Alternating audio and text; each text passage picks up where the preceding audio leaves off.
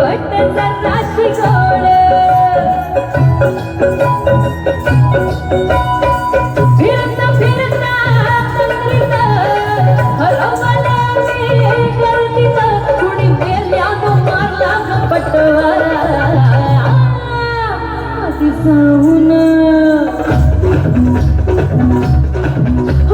जाऊन पोलीस बोलवा आधी जाऊन पोलीस बोलवा